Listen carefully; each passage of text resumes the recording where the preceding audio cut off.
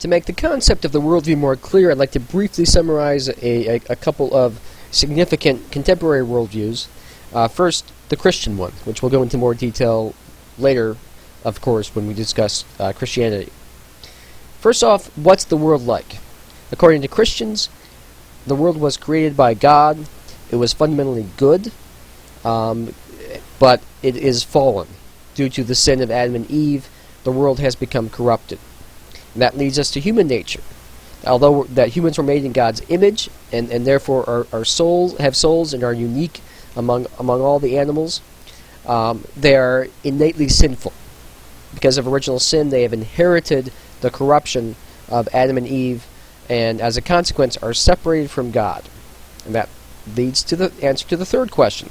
What's wrong with the world is that there's this gulf between us, humanity, and God, who is holy, due to sinfulness, selfishness, and again the innate corruption which we've inherited from our distant ancestors.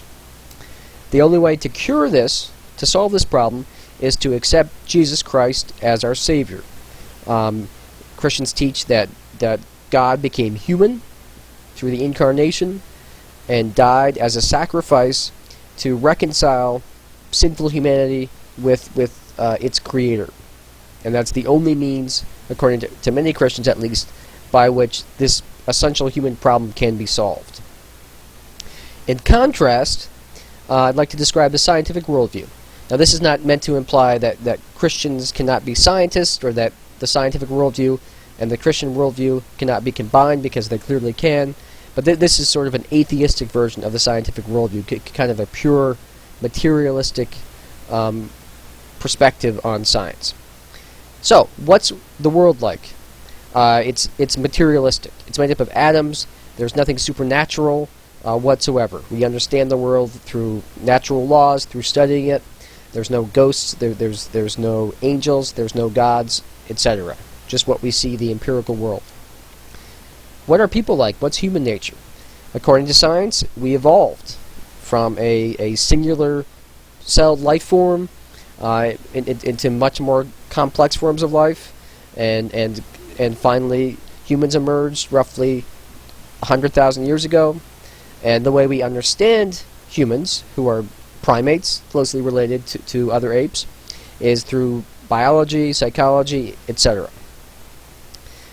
What's the problem that we face according to this worldview? Well, it's lack of understanding and lack of ability to comprehend, for example, what causes diseases, what causes other forms of suffering, how to prevent hunger, how to provide shelter and energy.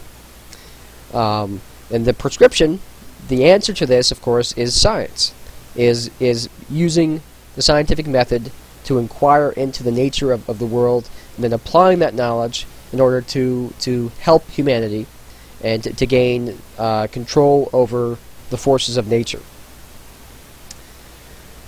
Okay. And worldviews, again, are very fundamental.